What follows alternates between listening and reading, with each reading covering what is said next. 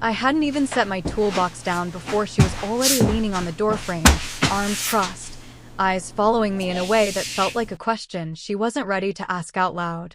Her kitchen was small, narrow, too quiet, no radio, no hum of the fridge, just the soft tick of a clock above the window. I smelled citrus and warm metal from the pipes. She smelled faintly of soap and something darker, maybe sandalwood. Under the sink, right? I asked, my voice coming out lower than I meant. She nodded, but didn't move. Mid-40s maybe, hair loose around her face in a way that looked accidental but deliberate. A thin silver ring on her thumb caught the light when she pushed a strand behind her ear. "That's the leak," she murmured. But she hesitated, glanced at the counter, then back at me.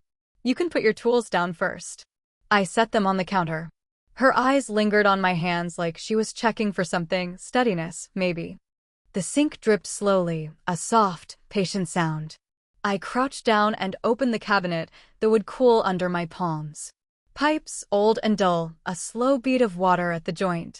I reached in, but caught movement in the corner of my eye. She was kneeling too. Not close enough to touch, but close enough for her perfume to reach me. Her knees brushed the tile. Her fingers rested lightly on the edge of the counter, knuckles pale. "You don't have to be down here," I said, half smiling. "I know," she replied.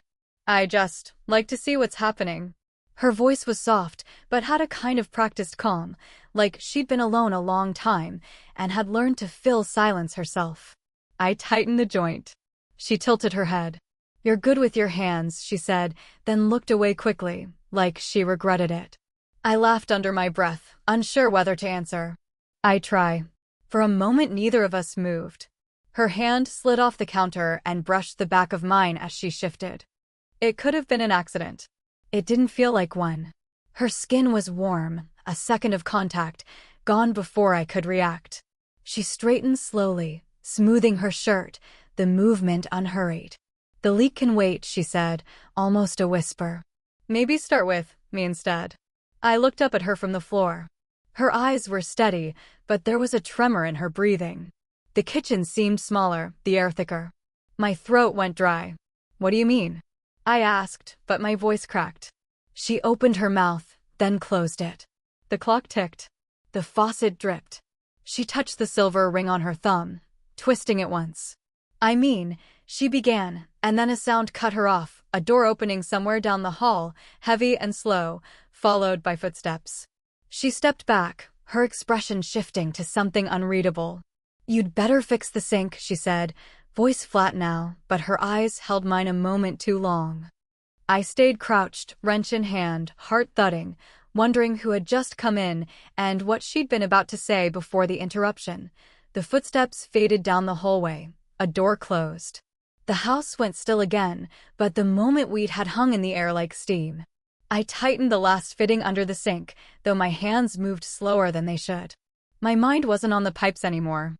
It was on the way she'd said those words, the way she'd almost leaned toward me before the interruption. When I stood, she was at the counter pouring water into a glass. Her back was to me, but her shoulders were drawn tight. She handed me the glass without looking at me. "You live alone?" I asked, taking it. She hesitated, fingers still brushing the rim after I'd taken it. "Most of the time. My son stops by, sometimes." Her mouth curved into something that wasn't quite a smile. "He's closer to your age than mine." That explained the footsteps. And maybe the tension. I drank the water, watching her over the rim. Her hair fell across her cheek. In the sunlight slanting through the blinds, I noticed faint freckles on her arms, a small scar on her wrist she kept turning inward. She caught me looking and raised an eyebrow. "What?" "Nothing," I said, setting the glass down. "Just trying to picture you not here, in this kitchen." She gave a low laugh, but it sounded tired. "I used to travel. Before the divorce. Before all of this." She gestured vaguely at the walls. "Now it's just me, a dripping sink, and a schedule I don't bother keeping." I wanted to ask more but didn't. Instead, I crouched back down and fiddled with the wrench even though the work was finished. She stepped closer, her bare feet silent on the tile. "Doesn't it bother you?" she asked.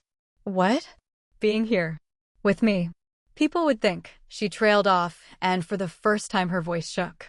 I'm old enough to know better. I looked up at her. I don't think like that. Her hand came to rest on my shoulder, light at first, then firmer as if she needed something steady. Her thumb brushed against the back of my neck, one slow, unthinking motion. My skin prickled. I straightened, and she didn't move away. We stood too close now, her breath grazing my collarbone. You shouldn't, she murmured, eyes flicking to my mouth. You're young. You've got options. I almost said something, a reassurance, a confession, but the words stuck. Instead, I reached past her to shut off the faucet. Our arms grazed. She didn't flinch. For a heartbeat we stayed like that, silent, her palm still on my shoulder, my hand resting on the faucet handle. She exhaled, slow and shaky, and I felt it against my neck. Neither of us stepped back. Rain drummed against the kitchen window the next time I came. It was late. The sky was a heavy slate, the smell of wet asphalt still clinging to my jacket. She'd called me back for one last leak, but when she opened the door her hair was loose, her sleeves rolled up, and there was no sound of water anywhere. I started. Just come in, she said, voice soft but unsteady. The house was darker than before. Only a lamp in the corner cast a warm circle over the table. She stood in it, fingers twisting that same silver ring, watching me shrug off my coat. You didn't really call me for the sink, did you? I asked. She shook her head once, eyes down. No, I set my tools on the counter. Then why? Her lips parted, but she didn't answer right away. She crossed the kitchen, stopped halfway like she'd forgotten what she meant to do. Finally she said, because I can't stop thinking about you when you're not here. And I hate myself for it. I took a step closer. The rain filled the silence between us. She kept talking, words spilling now. You're younger. You have a whole life ahead of you. I should know better. But when you stand in my kitchen, she broke off, biting her lip. It feels like breathing after holding it too long. I reached up without thinking, brushing a damp strand of hair from her face. Her eyes closed at the touch, lashes trembling. You're not the only one who thinks about it, I said quietly. Her eyes opened then, and for the first time she didn't look away. She stepped into me, close enough that I felt the warmth of her stomach against mine, the faint shiver in her hands as they found my arms. I don't want to ruin you, she whispered. You won't, I whispered back, though my voice shook. She leaned her forehead to mine, breath warm and uneven. My hands hovered at her waist, not quite daring to touch. Say something, she murmured. I can't, I breathed. Her thumb grazed my lower lip, a slow trembling trace. The room seemed to contract, the rain louder, the smell of her perfume dizzying. Then, from down the hall, a phone began to ring sharp, insistent, breaking the spell. She froze, eyes darting toward the sound. Her hands slid from my arms, but didn't drop completely. Don't answer it, I said, voice low at her ear.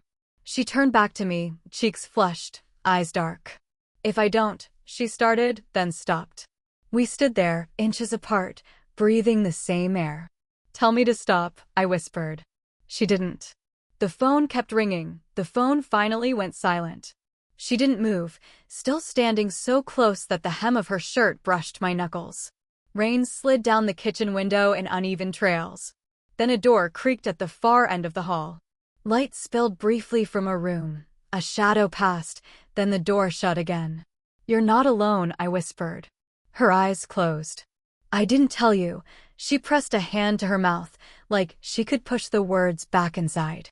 He was here the whole time. My son. He heard everything. A pulse of heat went through my chest, not anger exactly, but something sharper. He heard, I don't know, she cut me off. But the way he looked at me before he went upstairs, she swallowed hard, fingers trembling against the counter. It's not just him, either. I stepped back, my shoulder bumping the edge of the cabinet. What else? She took a deep breath, eyes on the floor. My ex. He still has a key. He drops in when he wants. The calls, the interruptions, he's been checking on me. On us. I felt my jaw tighten. On us. I didn't mean for it to be in US. Her voice cracked, and she reached out like she wanted to steady herself on me but stopped short, hand hovering in the air. But now, it is. I moved closer until my chest almost touched her hand.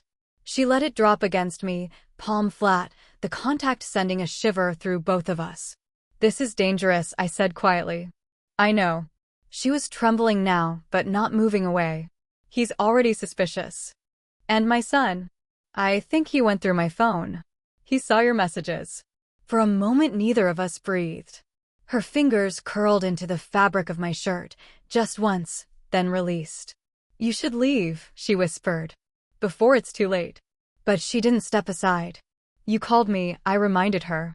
My hand found her hip without meaning to, thumb tracing the edge of her waistband through the fabric. You knew I'd come. Her eyes flicked up, wide and dark. I needed to see you. Even if it ruins everything. The hallway creaked again. We both turned, listening. Silence.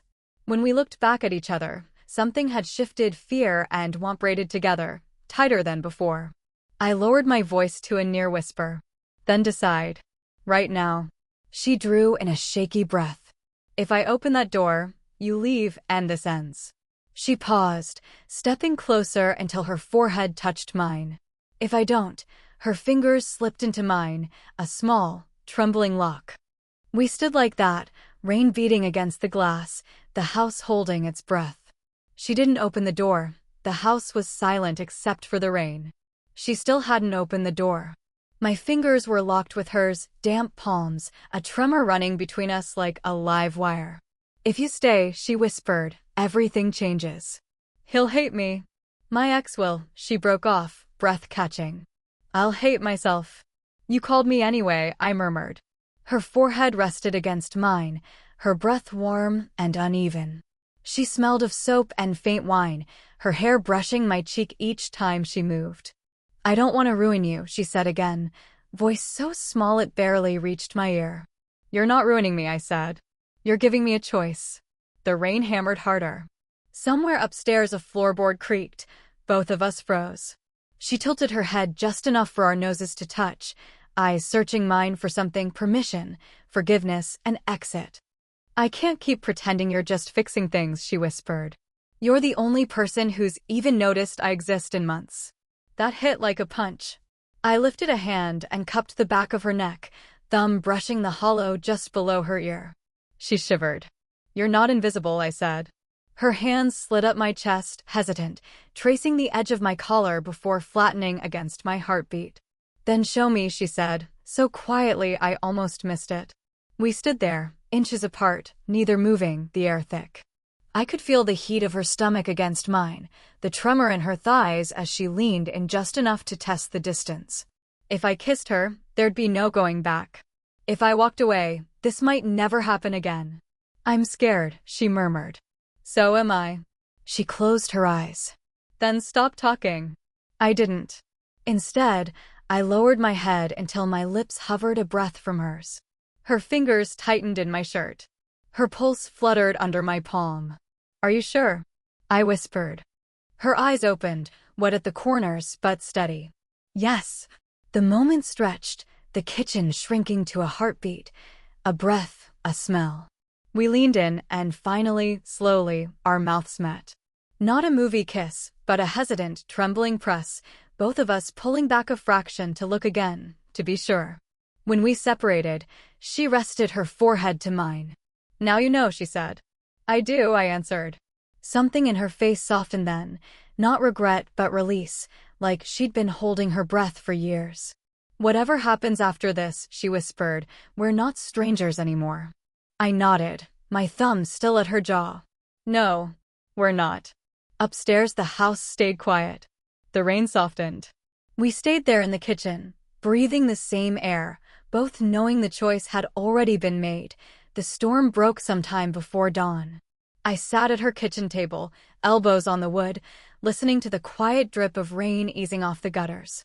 She came in barefoot, a loose sweater draped over her shoulders, hair damp where she'd run a hand through it. No makeup, no practiced calm now, just her. For a long moment we didn't speak. She poured coffee into 2 mugs, set one in front of me, then leaned on the counter. Her eyes traced the floor, then found mine. I thought I'd regret this, she said softly. You don't. She shook her head once. Not this. Just the years I spent pretending I didn't need anyone. I wrapped my fingers around the mug. I was afraid of ruining your life, I admitted. I still am. She came closer, pulled out the chair across from me, sat down. Our knees brushed. My life was already quiet. You didn't ruin anything. She reached across the table and took my hand, palm against palm. You woke something up. Her thumb moved in small circles over the back of my hand. I studied the scar on her wrist I'd noticed before. You're not invisible, I said again, quieter now. And you're not a boy anymore, she murmured. She smiled then, shy and small but real. We stayed like that, fingers intertwined, both of us looking down at our hands like they were a map we'd never read before. I don't care what they think, I said finally. Your son. Your ex. Anyone. Her eyes flicked up to mine. You'll care eventually, she said, but there was no warning in her voice this time, only a kind of warmth. But maybe we'll be strong enough to handle it then. I stood, pulling her gently up with me. She came willingly, arms slipping around my waist. We stood in the middle of the kitchen, the smell of coffee rising between us, the window light soft on her face. She laid her head against my chest. I rested my chin on her hair. Feels like the first honest thing I've done in years, she whispered. I pressed a slow kiss to her forehead. Feels like home, I said. She laughed, breath warm against my neck, and held me tighter. We didn't make promises. We didn't need to. We just stood there in the quiet, holding on, knowing the world outside might not understand, but for now, right here, it was ours. Her hand found mine again, fingers lacing, a small deliberate choice. The coffee went cold on the table. The clock ticked. The house exhaled. We didn't let go.